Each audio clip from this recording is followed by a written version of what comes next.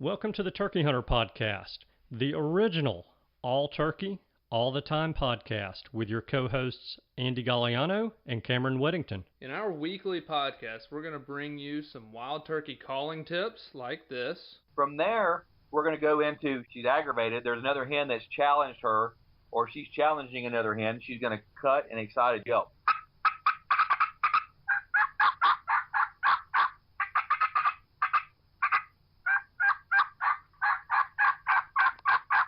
Advice from old pro turkey hunters like this. The turkeys typically don't like, I think, more times than not, to travel in an easterly direction into the sun first thing in the morning, especially after he gets up.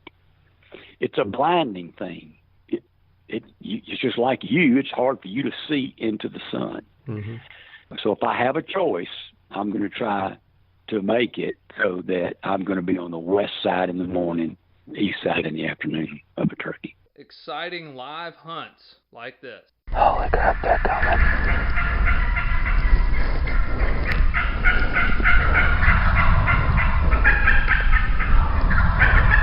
Holy cow.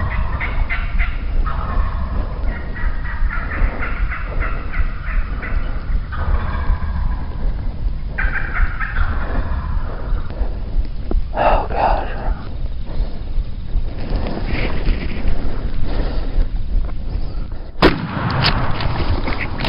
Then we're going to teach you how to cook your bird with advice such as this. With some fresh rosemary and garlic, and then cool that off and spread that along the inside of that butterflied turkey breast that we've seasoned on both sides. Wildlife management tips for your property, especially with turkeys like this. If you look at the type of habitats that turkeys need for nesting and brooding, that tends to be habitat that can be managed more successfully with growing season fire than with dormant season fire. And hopefully along the way, we'll get plenty of these. Well, on November the 28th of 1953, I was attached. When I popped out of my mom and the baby doctor spanked me on the bottom, I went, oh! And I've been doing it ever since. I like that. Thank you for tuning in. And now,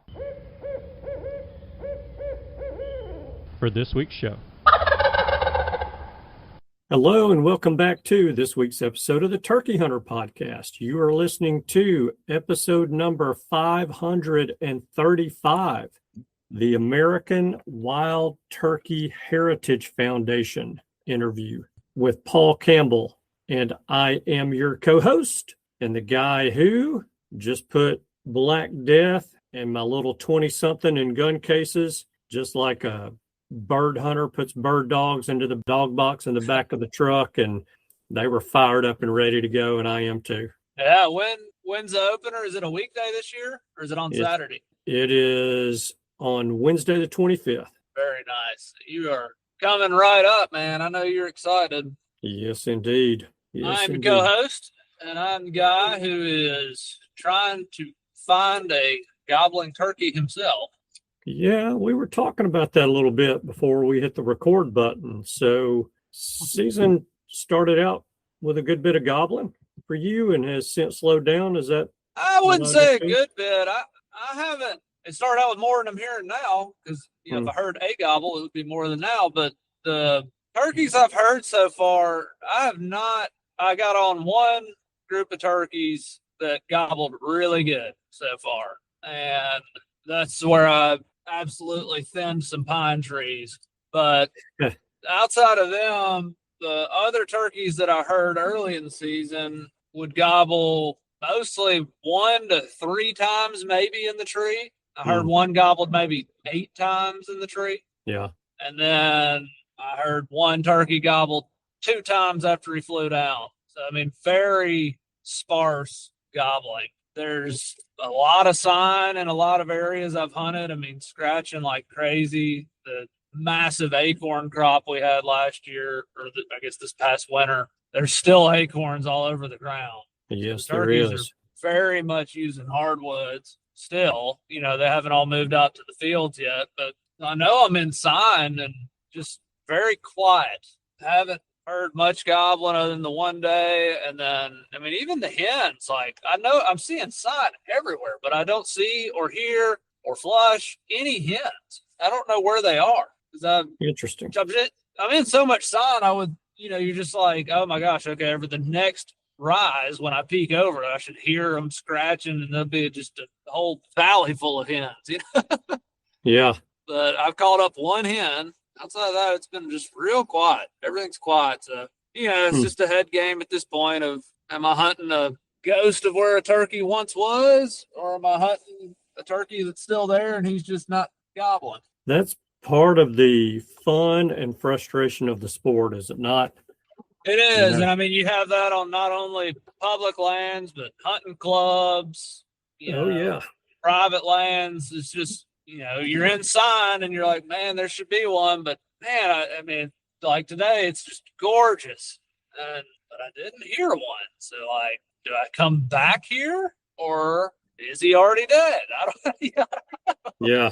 Yeah. I mean, that's the wild part of it. Is he there and he's just been, well, number one, is he just not gobbling? Does he have so many hens around him that he doesn't have to gobble? Or did he get shot at and is just shut up? Did he get killed? I know where by some a are hunter? that got shot at. Guaranteed. Yeah. Those probably aren't gobbling anymore either after their one day of gobbling. May not be. But it is. I mean, that's the kind of stuff that gives you things to ponder on between your hunting ground and the office, or between your hunting ground and the hunting camp. It is a fact.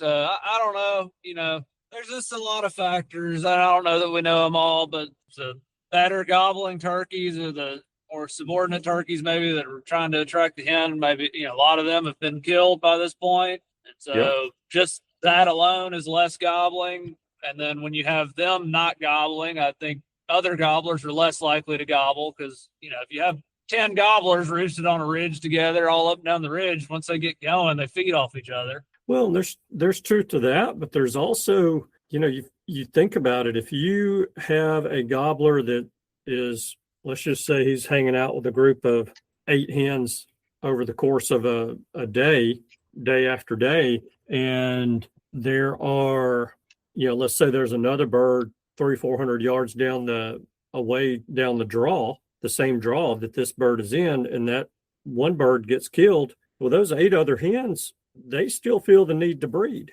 So, and the hens do what? They go to the gobbler. Yeah. So if the other bird's gobbling or even drumming, then they're going to move down there. So now you had a bird that maybe was, like you said, a subordinate bird that might have had 1-2 hens kind of hanging out in his area, 3-4 hens hanging out in his area that now have 8 plus the 2 to 4 that were originally in his area. So you end up with a very henned up turkey that absolutely for days or weeks will have no reason to gobble. Yeah, and I don't know how psychological the turkeys are, but if he has 10 hens, he used to only have 2, but he probably knows there's that other gobbler was in the area. And he doesn't know he got killed. Exactly. He's probably like, forget gobbling. I got all these girls, and Brutus is nowhere to be seen. I don't want to call him in. Yeah, no doubt. No doubt. I don't know. Also, I think a lot of turkeys have been bumped because, I mean, I saw it. Like opening day, I was in a spot where I didn't think any other human being was stupid enough to go to. And all of a sudden, here comes a gobbler and 10 hens running over the hill away, but kind of towards me. And I'm like, what the heck? And then somebody starts cutting it, calling on the next ridge over. And they never knew those turkeys were there. I went and talked to the guy. I was like, you hear anything? And I was just, walking through here calling, like, man, wonder how often that happens. And I'm probably the culprit a bunch of the time. But, when they're not gobbling a whole lot, I bet they get bumped all the time in these open hardwoods. But yeah, there's no doubt about that, especially early season when the woods are so open. And loud. It hasn't rained in forever. It's like exactly. A buffalo walking through here. Yeah. And, most people have that run and gun mentality, which is cover ground, Whereas if they would slow down and they would hunt with their eyes and hunt with their ears and not focus on covering 6 or 8 miles, but maybe focus on covering a half a mile and just being slow and methodical with it, I think you'd have less bumped birds and those hunters would have more dead birds on the ground. But I'm just as guilty as the next person when it comes to doing that. We just think, okay, well, there's going to be a goblin 2-year-old over that next ridge. So we take off and down this hill, across the bottom, up the next ridge. And in the meantime, we've spooked 4 deer who've run off and spooked, a bunch of squirrels, a bunch of crows, a bunch of blue jays, and a bunch of turkeys on the way. And so you keep going over that ridge because nothing gobbled, and go over the next one, and you never even knew you walked past a flock of turkeys that were within hearing range. It happens all the time, and I'm just as bad about that as anybody. Once I hear one, even if he only gobbles one time, and I know he's in there, then I'm really good at being stealthy and creeping around. Yeah. But when you just have no clue, am I calling it the wind? Or do 5 different turkeys hear me right now? Yeah. You don't know. It's just hard. But it definitely gets a lot easier when one shouts its position to you. Yeah. That helps. Yeah, no doubt. But anyway, it's turkey season, so no complaints here. Yeah, and, here we are, just 2 turkey hunters doing typical turkey hunter stuff, a lot of speculating and a lot of playing things out in our minds that probably never really happened. Yeah, so, exactly. Yeah. But that's part of the fun. Speculating all this stuff, and the reality of it is the gobbler where I was hunting is currently on ice in a cooler in the back of somebody's truck headed back to Arkansas with THP and Pinhoti stickers all over it. But I'm sitting here thinking he's ended up. Yes, indeed. Yes, indeed. Well, we've got a very interesting show for you guys today. And I think when I gave the title of the show, I messed up. So the title of the show should be American Wild Turkey Historical Foundation. And I think I said Heritage Foundation. So, we have Paul Campbell on the show with us today. And Paul's going to be here talking to us about a new 501c3, a new nonprofit that's been started that is all about preserving the history of the wild turkey and preserving the history of turkey hunting. And so really cool. Yeah, this is some pretty neat stuff. And there's, this is a startup, but there's some big plans and big dreams for this organization. And I think what they're doing is really cool. And, Cameron and I can keep talking about it, or we can just jump in and let Paul tell us about it. What do you think? I think let's see everybody on the other side. Hey, Paul. Gentlemen, good evening. Hey, Paul. How are you, man? Good to hear from you guys. Man, good to hear from you. Yeah, thanks for having me on. Oh, man, this is my favorite shirt. I can only wear it a couple days a year. Night's night. All right. Yeah. I like it. Yeah, I'd be wearing that every day, like July. Yeah, you get. Just make it real weird for people. Christmas in July. Let's talk about Christmas vacation. Uh-huh. I love it, man. I get a ton of comments about this thing. So yeah, I enjoy it. And I appreciate it, guys. Well, welcome to the podcast. Thank you, man. Happy to be here. Love it. You want to just hit record, Andy, and let's just go. We're recording. Oh, heck yeah. That's even better. Yeah. We're on it. Right. Yeah. All right. Well, so Paul, are you still associated with the NWTF? Are you still doing their podcast? No, I left my post there at the Turkey Federation September 12th of 25 was my last official day. I haven't done any podcasts for them since then. I would if they asked. I mean, that was fun. I enjoyed doing that. Yeah. Talking, man, listen, if I can talk turkey every day of my life, that's a good day, right? So that's right. Yeah, that is right. Yeah. That's why we're 500 whatever episodes in on this deal. It's just it's hard to get away. It is. That's amazing and congratulations on that. I know how much work that is just to do. I can't do 52 episodes in a year. Like I don't have hair. I would grow hair and pull it out if I had to do 52. So I have a lot of respect for people that have the dedication to go that long and fight. That's commendable. So good for you guys. I haven't listened for a long time. It's the OG Turkey podcast. So good work, John. That part's a fact. The 52 a year, based on the 3-month hiatus we just took, would be not as factual, but we are the OGs. I will give you that. Yeah. Andy himself is the OG, and I am not his new accomplice. I love it. You've been on air a while too, haven't you? Yeah. I remember doing in college, I did the 100th episode with Andy where I interviewed him. Andy, when did you start this? Sorry, Cameron, I didn't mean to cut you off. No, you're good. I think I started it in April of 2014. So I believe that's year number 12 coming up on us. That's good. Because I was thinking about it today, getting ready for this. And the earliest memory that I can have of the Turkey Hunter podcast is moving into our house that I'm in now, which we moved in 2016, was when I first discovered the Turkey Hunter podcast. So it feels like forever ago. 2016. Holy cow. Yeah. Andy was on the very front end of podcasting. Like, yeah, you were.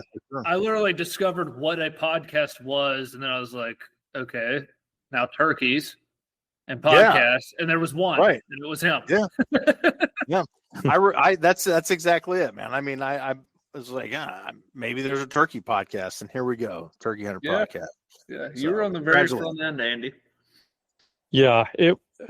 For a while, podcasting became, it I guess kind of broke out into the mainstream, and was there for, I don't know, a year, 2 years, and then just really fell off the cliff. And so then it started to come back, and it was about that time that I started this podcast. And then it seems like everybody and their brother's got a podcast now. So, this is my podcast about how my breath smells when I wake up in the mornings. Yeah. It is. It's. I saw a meme the other day, and I'm guilty of that, having a podcast of my own. But someone just made like the dumbest take on like, I think it was Ohio State football or something like that, which I'm a fan of. And someone made the comment, they're like, podcasting equipment needs to be more expensive. I just thought that was very a very clever, clever jab at someone. So yeah. Well, so you're no longer doing the NWTF podcast. Are you doing a podcast still? I am. Yeah. You have the other one that I do. I have the Turkey Season podcast is my personal one. I'm going into year 3 on that one. Yep. Which has been a ton of fun. I try to leave the How to Hunt Turkey podcast to guys like you and Spring Legion and Jace Greer. It's mine. I just try to have fun conversations with folks and talk a little life, talk a little turkey hunting lessons, and it's been a ton of fun. I've been fortunate to have some just wonderful men, wonderful turkey hunters on the program, and I really look forward to kicking off this 3rd season here right around Christmas. I think I'll launch the next season. So nice. Awesome, man. Yeah. Congrats on that. Yeah. Thank you. Thanks for letting me talk about that. Yeah, no doubt. And so, Paul, I've known you for several years now. We've talked turkey a good bit. I'm glad to finally get you on the show. One of the main things we wanted to talk to you about is, not just the podcasts and our podcasts like we've just discussed, but you've got a new venture you and a couple others that we know are embarking on. Yeah, it's been a lot of fun. So we started, myself, Brent Rogers, and Nathaniel Maddox. You guys have had Brent Rogers on your show. If you are a fan of wild turkey history, you've probably stumbled across something that Brent Rogers talking about or has written an article. The man knows more about wild turkey history then I think I know just about like anything, right? I mean, he is an incredible mind when it comes to literature, to the history of the bird, the history of hunting, of conservation. Just really fascinating man, wonderful man. And then Nathaniel Maddox, the owner of Slate and Glass, who wrote, directed, and narrated The Colonel and the Fox. For those of you listening to watch that was really cool. The Mossy Oak documentary. We started and this is a long name, so stick with me here, Andy. The American Wild Turkey Historical Foundation. So that's the big name of it, right? The little name that people are going to see online most of the time is going to be Wild Turkey Archives. So we are a nonprofit organization. Our mission statement is to preserve and celebrate the history, heritage, and culture of the American wild turkey to inspire generations. So basically what that is it's fancy for saying we wanted to create a home, a permanent home for the history, the preservation of the history and the culture and the heritage of turkey hunters, the wild turkey, and just this, all of these people and places and things that we love as turkey hunters, to celebrate those, to create, to bring them to life, right? And we do that through storytelling. We do it through a digital archive is really our first big push. The Wild Turkey Archives, it's in the name, right? So that's our first big initiative. So really excited about it. It's been a ton of fun so far. And it's something that I felt so passionately about that I did. I left a job that I loved, that I'd been at for quite a few years, and a little panic there, taking that risk, but I was willing to do it. I've got a wonderful wife that supports me, and willing to take that risk because I believe in this mission so thoroughly. So I heard a quote. I'm 100% confident, but 1,000% terrified. That's kind of where I'm at right now with this thing. We're getting there. But it's been a lot of fun so far. So, man, I think it's a pretty awesome idea and pretty unique. And I think you definitely, and Brent Rogers, if you're doing anything turkey history wise, what you said, like he's a must-have partner in this. I haven't seen it in person. I'd love to schedule a trip, maybe turkey hunt / trip, to swing by Brent's place and see his roost. But it looks incredible from the photos I've seen, that all the calls and books and magazines and other trinkets and whatnot from turkey history. It's pretty cool. It's amazing, the collector kind of subculture of turkey hunters, right? And it's something that I've got a collection of turkey calls, but it's nothing like a guy like Brent Rogers has. I mean, he has a ton of stuff. I don't even know how to put a number on it. I have no idea what the number is. There's thousands of items, and it's just some really unique stuff. And it's not just turkey calls. It's not just old, mossy oak and real tree and tree bark camo clothes. I mean, he's got like magazines back to like the late 1800s, which is awesome. And it's just so neat when you start looking at some of these things that are out there that, as turkey hunters, we don't even realize were a thing, because they're 100 years ago, why would I know about that? So, and that's what this is about, right? This organization is about highlighting just that really neat story and culture. And I always say when I talk about it, it's just how do we bring that to life? Right. This can't just be pictures and videos on a website, but how do we bring that to life so that people latch onto it and they build, just a reverence for this bird. A living reverence is what I like to say for the wild turkey and for what we do and what we get to do. And that's be turkey hunters. So, So where did the idea for this come from?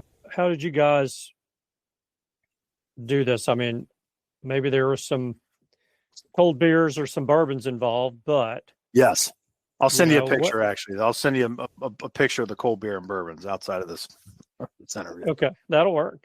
But seriously,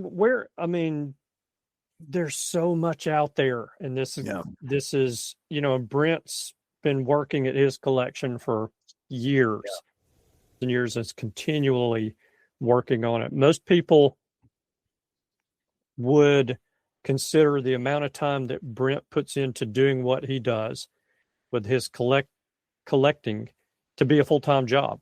Yeah. And he has a full-time job. So this is a passion. It's not even a passion for him. It is an obsession. Yeah. So anyway, getting back to the original question, how did you guys come up with this idea? What was your driver for this? Yeah, that's a good question. And the Brent and Nathaniel had conversations about this, sharing a tree, sharing a hunt cam for years. They talked about it, oh man, it'd be cool to save this history, right? To tell a story of turkey hunters. And through my turkey season podcast, I had done a couple interviews with Brent specifically about the history of the wild turkey. And it's something 6 or 7 years ago, I think I Googled like history of the wild turkey and had come across the Mossy Oak Bottomland Book Club, which Brent has written some articles about it. And that was kind of my journey into it.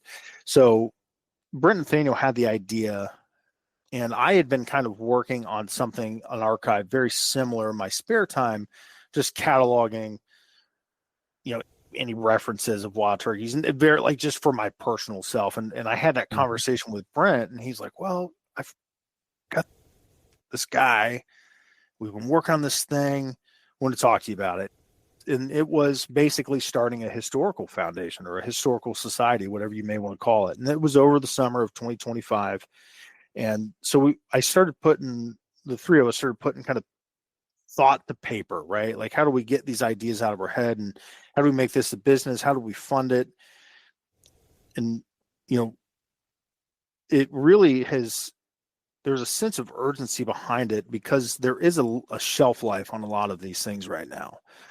We're very fortunate to live in the time that we do, where we've got just an immense power of technology. The three of us are in 3 different states, right? And we're having a conversation. We've got all of its goods and bads. We've got social, we've got all these things, right? Storytelling devices and communication devices, but we're losing the people that have these experiences, that really that first wave of modern turkey hunters. We're losing them literally every day.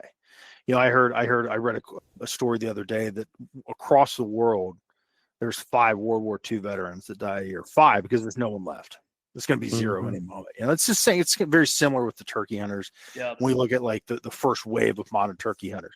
So those oral histories, those experiences, from back in the 30s and 40s, we're losing those stories every day. So there's a sense of urgency there. VHS tapes, Betamax, 8-track, records, all of those things have a physical shelf life to where they break down to where we just can't use them anymore. Right. We can't absorb the information that's on there. So the sense of urgency is there because if we want to keep those things, if we want to keep those stories and those experiences and those videos, we've got videos on the website right now from like the 50s of trapping and transferring programs, turkey restoration in Arkansas and Vermont and Missouri. It's 16 millimeter tape. That stuff is breaking down. When Nathaniel digitized it, it kept breaking. It kept snapping, or whatever the term is. It kept breaking, and he would have to repair it just to get it through the machine. So there's a shelf life there. So that was really like the catalyst behind it. Was we're losing the ability to capture these stories and this information. So we need to do something about it very quickly. So you made a really good point about. I feel like there's a group of turkey hunters who are aging, who are kind of the apprentices of some legends in my mind. I think of Preston Pittman. If you talk to him, Jack Dudley was his hero. Jack Dudley is a awesome figure in the turkey world. Yeah. I think Larry Prophet, every time you speak to him, he talks about Parker Whedon. Yeah. And, all these guys who kind of trained under people who literally got famous, air quotes, but famous in our world of turkey hunting back before it was really a thing. And you're right. You got kind of a snippet in time here where you can get those stories and hear, what their apprentices have to say about those guys, which is pretty cool. It is cool. And we're lucky that those guys are still here.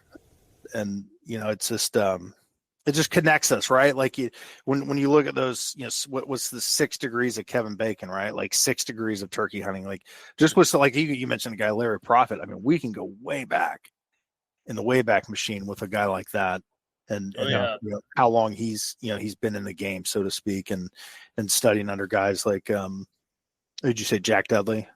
That's the name. So Larry, Larry studied. He was under Parker Whedon. Was like Parker Whedon. There you go. His guy that he would hunt in Oklahoma and stuff with him. I believe. I think it was Parker, and then who else was it? It was Parker Whedon, and oh man, that's gonna bother me. I could go grab his book off the shelf right now. I'm gonna have to do it when one of y'all's talking. I'm gonna go do it. But yeah, Jack Dudley too. My turkey hunting mentor hunted with Jack Dudley a couple times and thought the world of him, really. Yeah. And so getting stories like of him hunting with Jack is just like, that's so cool. That's some of my favorites. I've got Jack Dudley's record in here that his grandson sent me, and I got his book finally, which that is a hard book to get.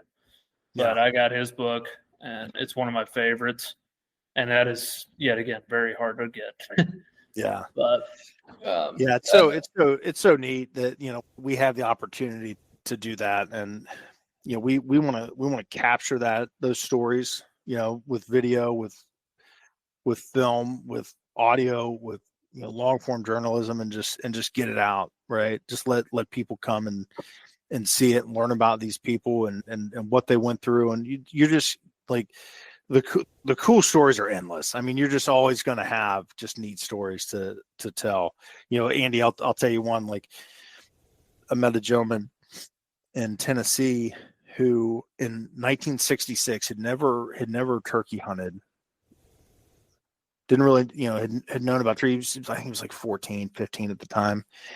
And there was some TWRA trucks had drove by, and he was just walking down the road, and these guys like pull up and they're like, "We need your help unload these trucks." So, he's like a kid, right? He hops in these trucks, and a bunch of old men. It was one of the first trap and transfer releases in the state of Tennessee. Wow. And he pulled the boxes out of these pickup trucks and set them on the ground because the old man biologists, they were tired of picking these big turkeys up in the trucks. Yeah. And like, how cool was that? Like, what a story that is, and it ignited a passion, for that gentleman for the rest of his life, Oh yeah, out of boxes, and that's cool. That's what we're looking for. We're looking for those diamond in the rough, and it doesn't have to be, all the famous turkey hunters. There's just so many wonderful people and stories and experiences, and for lack of a better term, content that people were using with those old decades, and that's what we're looking for. You found your book. You're on mute. You're still muted. This is Larry's book. Okay. Dwayne Bland. There you go. Who he was hunting with. I was looking at Dwayne's book, and I was looking through Larry's as well, which fantastic book, by the way. Larry Prophet. Larry's my grandsons. Yeah. What a guy. Yeah. What a guy. So the actual physical archives or the stuff, the books, the magazines, the clothing, the calls, this kind of stuff, is there going to be a physical location at some point? Am I jumping way too far down the line for you guys? Is that a vision or? No, you're not jumping too far down the line. Yes, that's absolutely a vision. It's a goal, and it excuse me, it will be a reality, one of these days. We are in the position that, if someone wants to give us a call or a collection, a family member dies, if they want us to give us a collection of stuff, we will take it, we will archive it, keep it safe. And eventually, we will have a brick and mortar location, to put all of this awesome stuff on display and bring that to life. So it's just like anything else in life, that takes time and money, but it is very much, it has been a part of the conversations from the word go. So, as things, develop, organizationally, business wise, we'll hopefully, put ourselves in a good position to be able to fund something like that quickly. It's something that's not like a 30-year plan, Andy. That's like a 5-year plan, and 5 years might be a little soon, but you never know, man. We're going to push real hard for that because it is neat. There's a lot of really neat stuff, and with the museum and Edgefield closing, there is a hole there. There's a gap for that kind of stuff. Yeah. Well, I can see it now. You could get some sort of an endowment from Cameron, and it would be the Cameron Weddington Wild Turkey Historical Museum. There you go. Put it in lights. Yeah. I would, I wouldn't expect much in the form of the endowment, but I'm happy to talk turkey. Yeah. Talk is cheap. Yeah, I mean, so you mentioned, you bring up a really good point about an endowment, and the whole purpose of this is to give this history a place, right? To give it a landing place, to give it a protector, right? And I'm not going to be around for 100 years. Brent's not going to be around for another 100 years. So it's very much in the front of our mind, like, okay, this isn't ours, right? It's just like Doug Dern says, it's just our turn to take care of this. So what can we do organizationally to set this thing up for success for decades, for generations, and that is something that weighs on my mind. But baby steps, right? I got to get this thing running, full steam ahead before we get there. But we have to be thinking about those things, right? It's just like a football coach. You got a big game at the end of the year. You're always thinking about it. What do we need to do to get to be prepared and in a good position financially, to make that a reality? Yeah. So do you want to talk a little bit about that at this point, or you guys? Absolutely. It's a nonprofit, and so there's got to be money coming into this to keep it going. So right. Talk to us a little bit about fundraising and that kind of thing. Yeah. So we are a nonprofit. We've already established that. We are not a conservation organization. We never will be, right? We are a historical preservation society, right? So we are very different from NWTF and Turkeys for Tomorrow, DU, any of the other critter organizations out there. Mm-hmm. We formed the company to not be a member-driven or a member-led organization. So when we talk about, we're not fighting for membership dollars, right? So we the funding stream is going to be like it's going to be a subscriber based model, right? Where you'll be a subscriber and you're going to get you'll get a quarterly magazine, you'll get early access to all this really cool content and subscriber specific features. It'll be worth it, right? It'll be worth whatever the dollar amount is that we determine. But that's how we want to fund this thing. And my goal is to have enough people that want to pay a small annual fee to to participate in that kind of stuff and get some really cool content that's based on, that's mission centric, right? That we can use philanthropic giving to fund that endowment and to fund the brick and mortar museum. That's the plan, right? Hopefully I'm not spinning my wheels in my own head, but I don't want to spend my entire career chasing donations. Sure. Just to keep the lights on. So we want to have, we're really like trying to, we really focus on, okay, so what, and I don't want this to sound bad, but like what product do we have that we can offer people that's really neat that people would be willing to pay for, that could be an additional revenue stream to do the, to do the archiving. It's a ton of money to do that stuff, right? It's a ton of money to travel across the country and do the interviews and collect the oral histories and do all these things, the equipment and all that. So, what can we do to have more than just philanthropic dollars or membership dollars, if that makes any sense? So, and what y'all should do, no one does this. You should have a banquet and you could have raffles and a dinner with like barbecue chicken and a couple sides. Banana pudding. You could sell the corporate tables. Yeah. And give guns away to those people. Yeah. That model, like no one does that. Dude, if you had banana pudding, I'm in. I'll just go ahead and send you my check for a table right now. You want banana pudding, you put another 0 on the end of that check, Andy. All right. That stuff's expensive. You want it good. You're coming to the historical banquet, Andy. Yeah. You better put some zeros on there. I can say those organizations that, the NWTF, TFT, that's their bread and butter, right? Absolutely. It's volunteer. That's right. Yeah. It's member led, it's volunteer led. And it's a beautiful thing. It's something that we're going to work really hard to not compete with those organizations. Right now, they're both partners of us. That we're going to support their missions, the best we can. They're turkey hunters, right? And it's pretty neat. So, we're going to do some really like cool experience-based fundraising events. Just some things that I've been. Yeah, I'm just kicking around in my head, and I pitched one, and they were like, "It's not happening." Right? They're just like flat out not happening. I asked if we could get access to like the mossy oak tree, right? Like where the tree is, like the stump was, and I wanted to do like an evening event there, right? And just have like a night at the mossy oak tree. And Nathaniel was like, "Dude, you know how hard we had to work to get like 3 hours there?" Because it's a hunt club, like it's an active hunt club. And those guys would be like, not a chance. You're bringing how many people to this place? Get out of here. So I'm deer hunting tomorrow. Are you kidding me?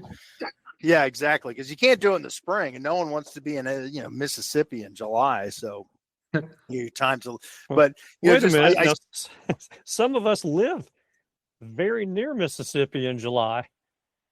So I'll tell you what, just like being at home. Yeah, it'd be like in the middle of a swamp at a fundraising event, man, that sounds, for an Ohio guy, I'll be honest, I'm just sweating just thinking about it. And the mosquitoes love me, but I say all definitely want to come sit by a stump in Mississippi in July. Yeah. Yeah. So, but that's the type of stuff that, it's a work in progress, right? Like what can we do that just engages people on a different, what can we do that's mission centric, that highlights some of the things that we're working on, that brings this thing to life for people, and that they're excited about, see it, touch it, just really be passionate about, the history and the culture of the wild turkey.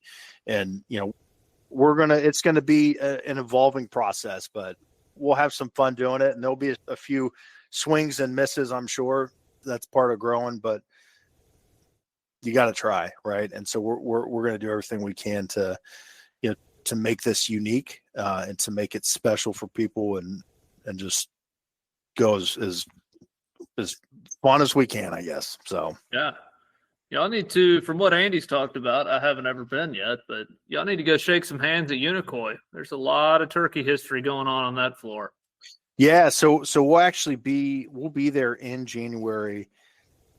The folks that organize Unicoi have been very gracious about letting us come in. We're going to film some content, talking about like call maker history. I mean, those guys are woven into the fabric of turkey hunting, right? Custom call makers. I mean, it's just like turkey hunting. It's it's hand in hand with call makers. So, Mark Sharp and Josh Painter have been very gracious about letting us come down there in January and film some content, meet with some folks, and get interviews and capture some of those oral histories, and really like capture some of that history of Unicoi. If we talk about like a collection on an archive, like Unicoi is definitely deserving of that collection, as are just a tremendous amount of call makers, both present and in the past. So Absolutely.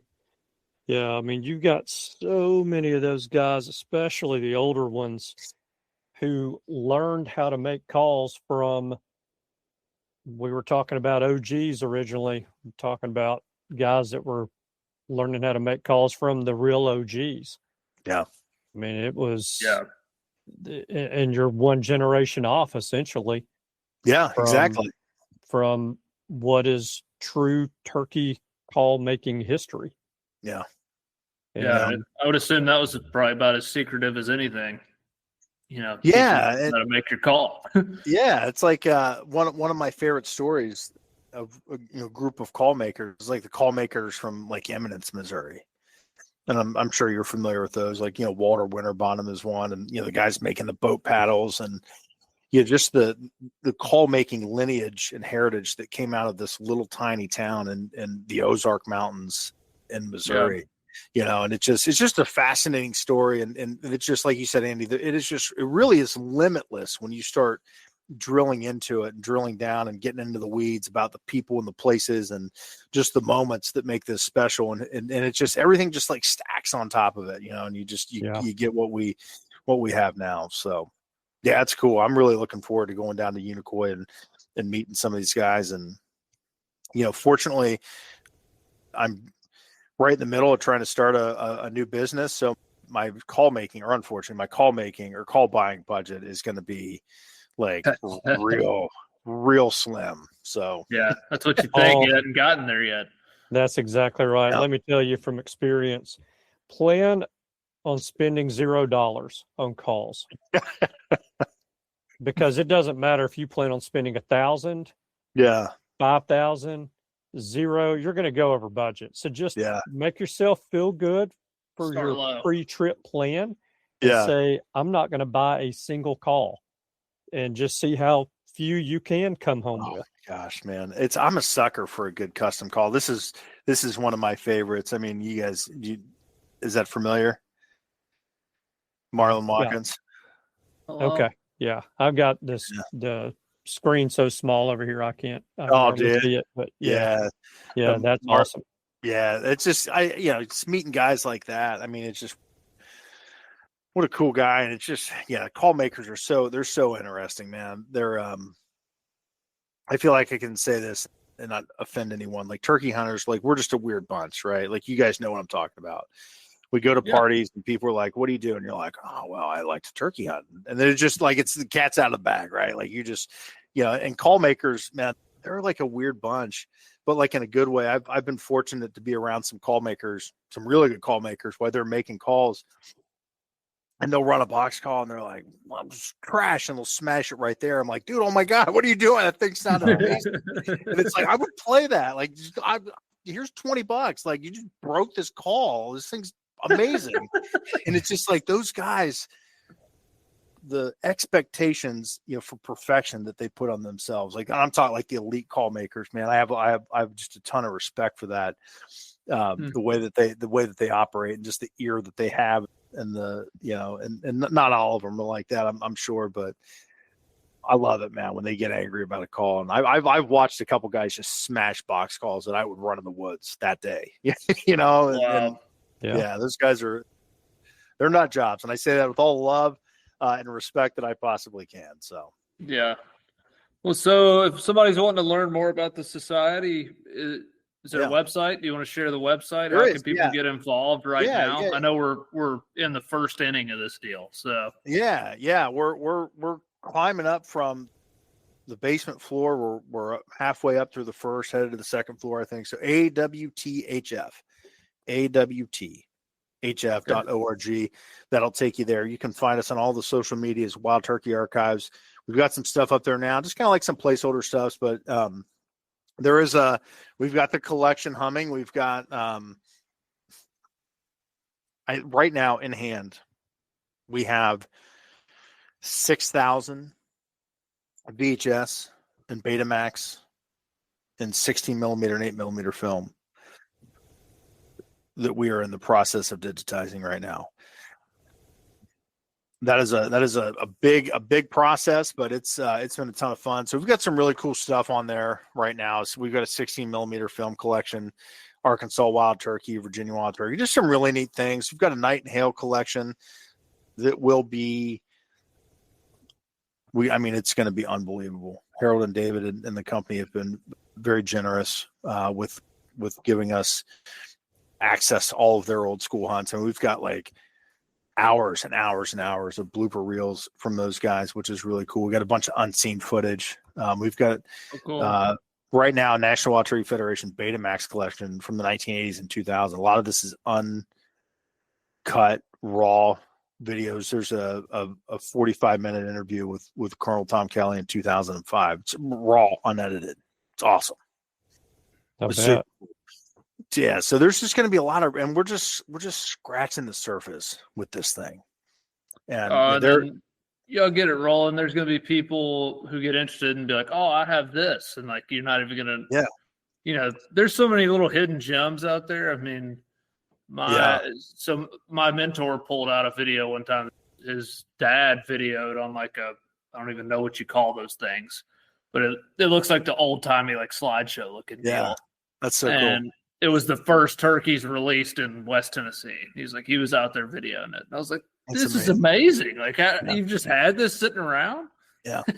And that's so cool. And, one of the things that we're putting together now is it's like that, like the rainbow, like the more you know, or whatever. Mm-hmm. Like, dude, that stuff is the videos, it has a shelf life, right? The tapes, the audio tapes, the records, all of that has a shelf life. Paper has a shelf life, obviously, but like the big thing is like the Betamax and the VHS tapes. Betamax has a 40-year lifespan, is what the head archivist for the Missouri Department of Conservation told us. 40 years. We're there for a lot of that stuff. We're there right now, and it's not getting any younger. So that's the stuff that we really want. We want those old original VHS tapes, even if it's just like you said, it's like people taking videos of their friends having fun, man. Let us see it. We want to check it out. Obviously we're going to have a backlog. We've got a backlog already, but, let us know, let us know what you have, and you can get on the website, find the socials, and just, communicate with us. Any, like you said, there's going to be thousands of just hidden gems that are floating out there that people have. And I can't tell you how many times I've heard stories about, a woman, her husband turkey hunted, she could care less, he died, and she's got all this stuff in her basement. It just ends up in a Goodwill, or it ends up in a trash can or a dumpster. Like, that's crazy, man, when you think about that. My wife, as soon as I die.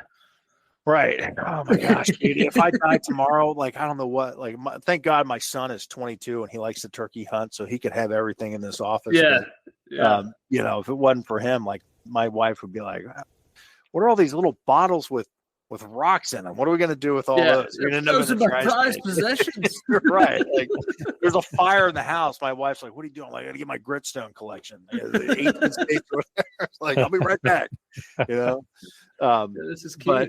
We're excited about this foundation. We're excited about the work. We're very optimistic about the business, organizationally speaking, and I think the mission will stand on itself, and it's really up to us to be good stewards of it and point in the right direction. And there's one thing I know, turkey hunters, we rally around a cause.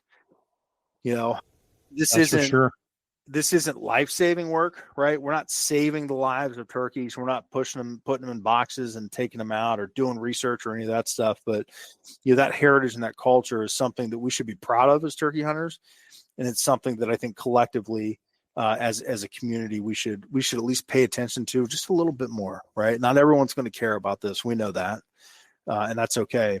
But and how do we connect with those people and let them know that it's important and that it matters, and that's a lot of fun thinking about that. That's that communication challenge, and the challenge of building that content, connecting with people, and making something that happened 100 years ago relevant to 2025, 26, 27, and beyond. That's important, and that's what we're really looking forward to doing. Yeah.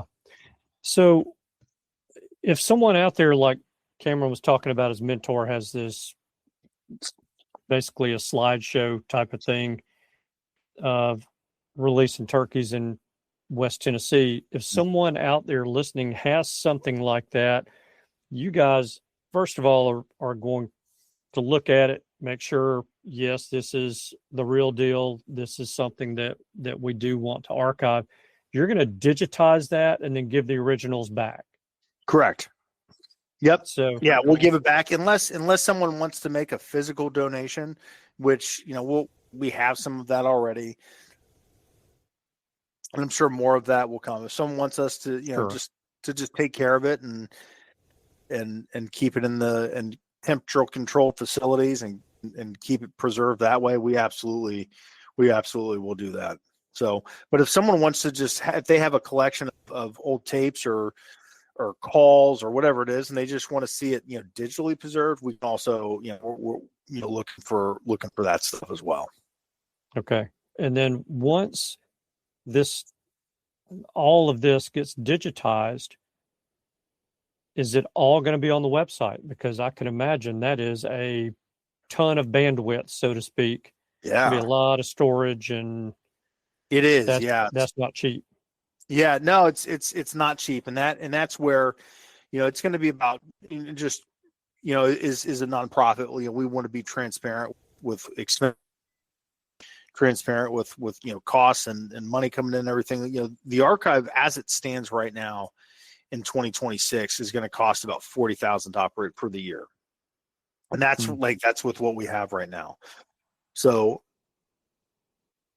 excuse me, I'm on the tail end of being sick, so that's all good. Please forgive me. So yeah, it's going to be about $40,000 a year as more and more of that storage or those collections come in. That storage is going to get more and more and more expensive.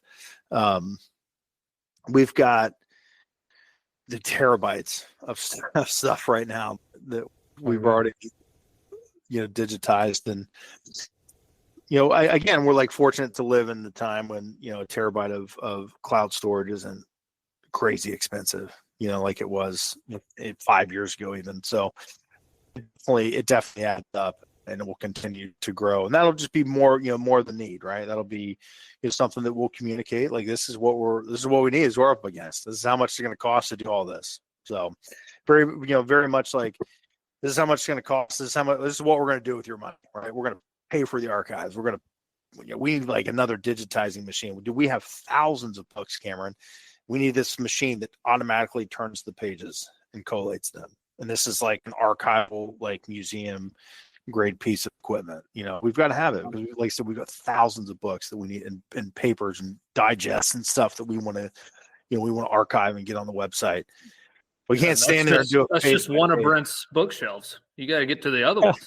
Dude, this guy, his collection is robust, and thousands of books. Yeah, you hadn't been to the other room. Yeah, and it's just like so cool, man. Getting to meet and talk with some of these big time collectors, just wonderful guys, and the stuff that they have is just so cool, man. I mean, there's just so many, like, if you just turkey calls, there's so many turkey calls. And there's an unbelievable amount of turkey calls. It's just unbelievable, man. And some of them are awesome. Some of them are really cool. But just seeing some of the Leon Jorning call. Have you seen that thing? Yeah, I have his record tape. Do you really? Oh, yeah. Yeah, the record with it's a little, what do they call it? 45 RPM record. Yeah. Those are Leon so Joe cool. Henning. Yeah, Joe Henning. Thank you. Yeah, just so cool, man. Those calls, and like, a lot of modern turkey hunters haven't seen that stuff, and like nowadays, man, you talk about like the 45. If I want to learn how to run a diaphragm call, I go to YouTube, right? I mean, look at that. Yeah, Roger Latham tells the hunter how to call wild turkeys, a 33 and a third RPM. I don't even know what the hell that means, Andy. Look at that. I know what that means. I still have one of those record players that'll play. Yeah, I was going to say, that's what Andy was listening to in college. There you go. This is one of those like eBay finds. Yeah, I love that. But again, that's just like one of those things, man. Like getting that digitized, and I mean, how many people have never heard that? I'm sure if you listen to that now, like I'm sure the calling is horrendous, right? Compared to modern terms, it is. But it's just gold, man. It's just absolute gold. I've got some some not VHS tapes, cassette tapes from Ben Lee and Perfection Game Calls and Dick Kirby. I love listening to those. I got a turkey hunt with Rob Keck where he like staged a turkey hunt. It's just so much fun, man. And that's how it was in the 80s. That type of content, people were they were dying for it. Mm-hmm. And some of that stuff, man, you listen to it now, and it's just unbelievable. And it's our heritage, man. It's what made us today, and I love that stuff. Yeah. I mean, one that was made a long time ago, the Denny Golvis DVDs. You can learn a whole lot from that dude. Denny Golvis, yeah. I've heard that name, but I haven't seen those. But again, that's like, oh gosh. Never mind. Don't worry about them. They're not. Yeah, They're not worth the time. That's old school stuff. You don't want to fool with that. What was it, Danny Gomez? I don't have signed copies of the DVDs in that room right there or anything. Let me not write that down. But yeah, it's just, I mean, I'm sure there's so much stuff out there. And that's what's neat about this, right? This really is a lifetime of work. It'll never be, we'll never get there. And that's the beautiful thing about it, right? The neat thing about history is we add to it every day. Right. Yeah, and, that's cool. And so this will be, this will be a lot of work for all of us. And I hope it'll be a lot of work, for someone 30 years down the road. I'll joke with Brent, like, dude, just think, like, in 100 years, people were like, hey man, guess what I got? I paid 50,000 units or whatever the hell they're using in 100 years for Brent Rogers turkey hunting journals. I'm like, dude, you're going to be, but the reality is, like, that's happening, right? It's, and there's going to be people in 50 years who look back and are like, man, that dude was freaking cool, Yeah. That Andy Gagliano guy, he was on the podcast. Yeah. That guy, he was an idiot. Yeah. This shirt is what someone Googles me in 50 years, it's going to be this Clark Griswold ugly Christmas sweater shirt that I have got on. Yeah. Beauty is in the eye of the beholder, and I see nothing wrong with that shirt that you have on. Yeah. I appreciate that. I love it. You can't see it. It's hard to tell, but there's like, it's that 16-bit or 8-bit or whatever, but like Cousin Eddie's hat is right here. The dead cat is on here at one point. Like there's all of these little scenes from the movie are like all the way on the around shirt. it. Yeah. So That's whenever awesome. you look at it, like there's the Christmas trees on the back. Like there's just all sorts. Every time someone sees you in it, they see something new. Oh yeah, man. It's just, that. It's a blast, man. I'm wearing and it's short sleeve, so it's a shirt that Cousin Eddie wore. That's right. Yeah. Yep, exactly. I'm gonna get the leisure suit to go with it or something. So excellent. Yeah, excellent. We'll have you back on when you do that. Oh man, I don't know. I'll have my camera off for that one. Oh man, this has been fun. This has been really exciting. Yeah, thank you. Yeah, I appreciate you guys having me on. Really do. This gets my blood pumping and gets me excited just to see what all you guys are going to do with it, because I know if you, Nathaniel, and Brent are involved in it, it's going to be good. Well, thank you, man. That means a lot. Yeah, that means a lot. Yeah. Thank you for saying that. So really looking forward to seeing what you guys do with it. If Cameron and I can help in any way possible, just reach out and let us know. We're happy to do it. Yeah, we'll do that. And thank you for allowing us to come on your platform and talk about it. And I'm sure you'll see some cool stuff. And man, we're just looking forward to it. I think 2026 is going to be a lot of fun, for this foundation. And we want to create that excitement that you guys feel. We need to create that on a broad scale within the turkey hunting community. And I hope that it's unique enough and people feel the urgency and the importance behind it. I had a conversation, with Bill Sugg from Mossy Oak, and he's like, man, that's a pure mission. And that meant a lot to me, man, because it is, I want it to always be a pure mission and keep it in front of us. And it's not about us. It's about the people that came before us and the people that come after us. And as long as we can keep that mindset and just do good work and do good storytelling, I think it's going to be wildly successful. And that makes me happy, just the thought of that. So, yeah, that's awesome. Yeah. Awesome. And it's December 8th. My brain is completely switched over to turkey hunting. I don't know about you guys. Like it's there like 365. But now I really start to obsess about it. Starts heating up. Yeah, man. It starts getting real bad about this. And it gets worse every week, from here on. It just gets worse and worse. I'm just a mess by February. So then the season comes and it's over, like after you wake up twice. Yeah. I hate my life. No doubt. Yeah, I've gotten to the point. So our rut has not even started here in central Alabama, Paul. And so I've just gotten out of where I go through my trail cam pics. I'm just looking for turkeys. I love it. No turkey. And I'm like, okay, well, there's a deer. No turkeys. And I go through 50 trail cam photos in a night, that I get over a night's time in about 25 seconds. Oh yeah. I love that. I'm sure you guys get this too, and I'm sure your listeners do as well. But like in my, I live in Central Ohio, man. This is like one of the deer hunting capitals of the country here. Yes. And a lot of my friend group are big deer hunters, man. And they're just like, turkeys and whatever, fight me if you want to insult the bird. I know that like they're thinking of me because I'll get text messages from their trail cameras at like 11 o'clock when they sync up for the day, Yeah. And all my friends will send me their turkey trail cam pictures. I'm like, I say the same thing, dude, sign my slip. Like, let me get in there, man. Just let me get in there. I just need one. Yeah, that's it. I'm not greedy, just one a year. And really, all you're doing is scouting for them.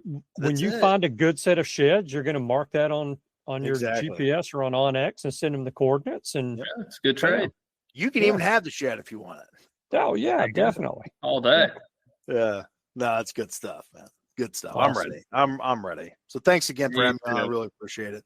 Yeah, man. Thank you for doing what you do. Keep up the good work. And hopefully we'll get to see you here I will get to see you in about a month. Yeah. In Helen, Georgia. Yep, that's right. Looking forward to seeing you. Yeah, man. You have to keep me in check. So. Oh no. I want to just stand back and watch you go. Yeah. That's part of the fun.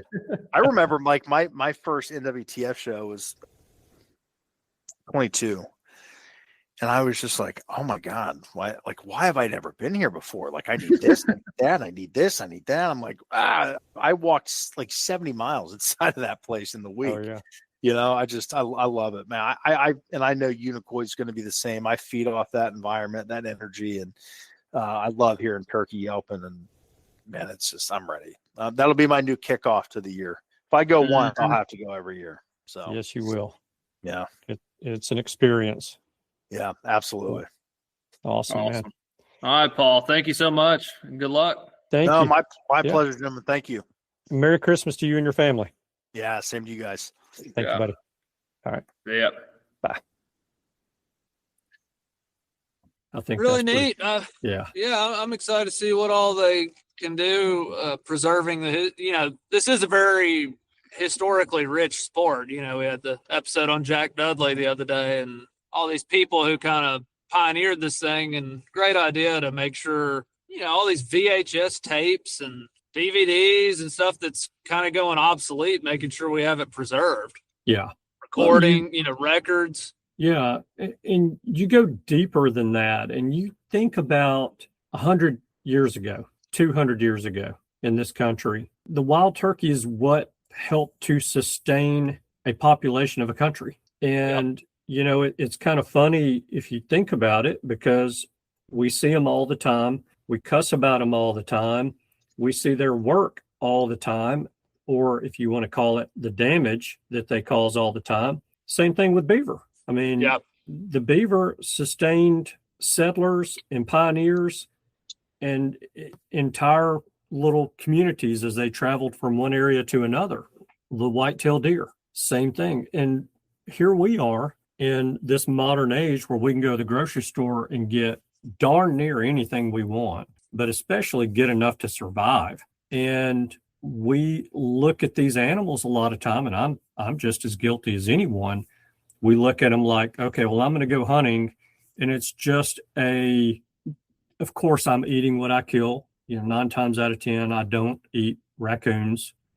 Just never have. If somebody's got a good recipe for one, a serious recipe other than a popper, I'm willing to try it probably. Cream cheese. Yeah. What about any kind of a jalapeno in there or something? Jalapeno. Nice? Yeah. Don't Okay. forget the toothpick. Marinated in Allegro before. Okay.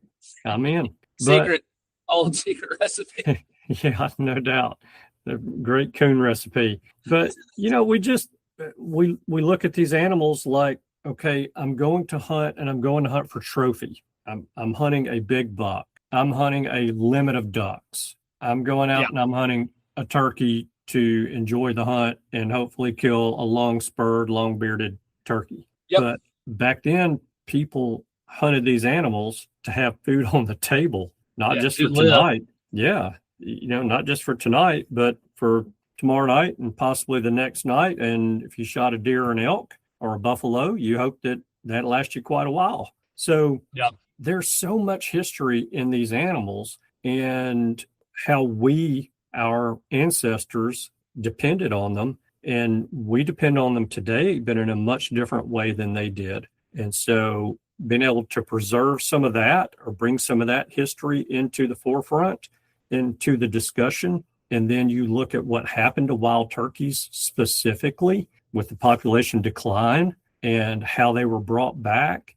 I mean, man, there is so much history in this, and I'm just tickled to death that we've got us here that are interested in preserving all of that for us. Yeah, and I think you got a great team. Paul obviously is a great guy.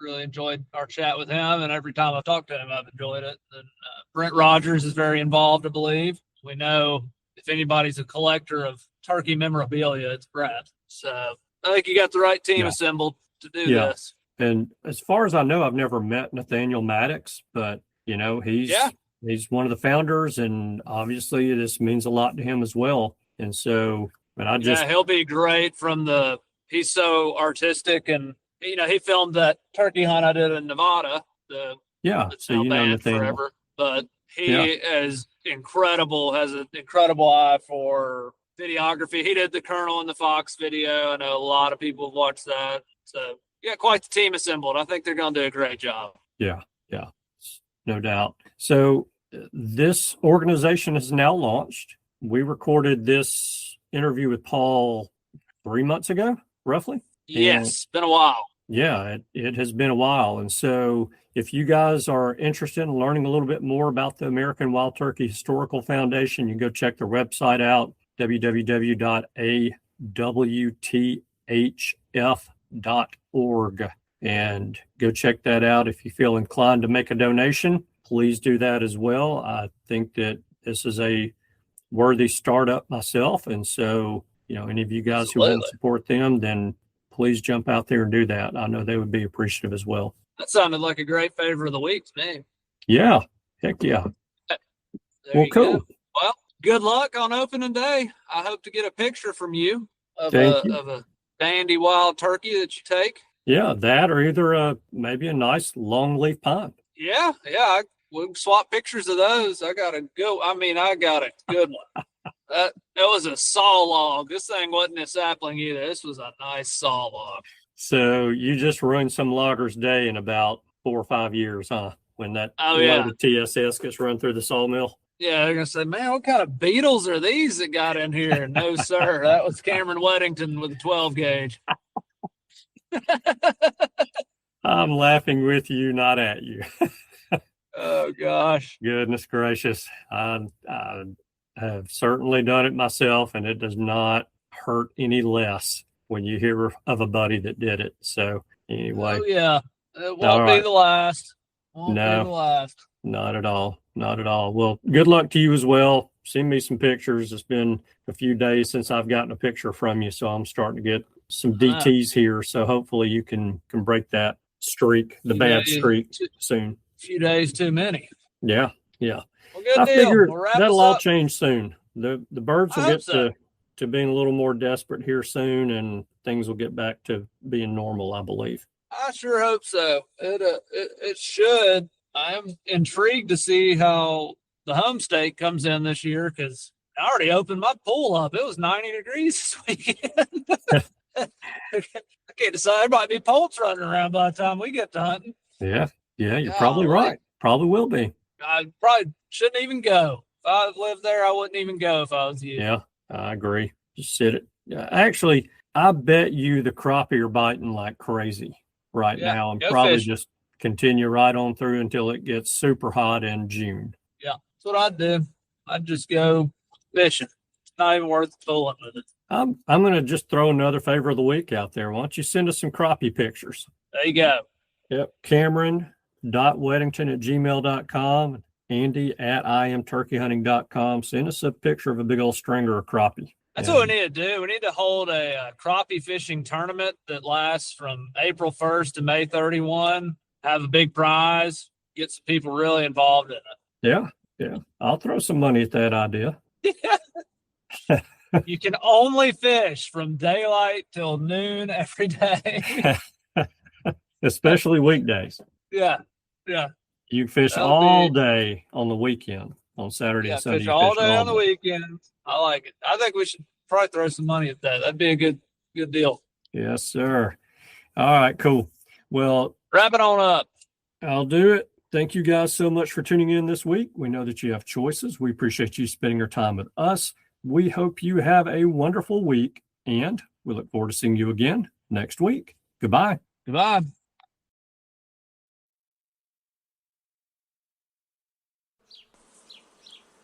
Thanks for tuning in. You were just listening to the Turkey Hunter podcast. If you enjoyed the show, please go on over to iTunes and leave a 5-star review. And make sure to head over to www.iamturkeyhunting.com to subscribe for free turkey hunting tips, tactics, strategies, and product reviews to help you have a more successful turkey season.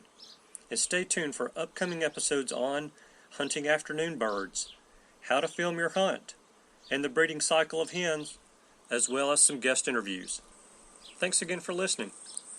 We know your time is valuable, and we appreciate you sharing some of it with us. See you next week.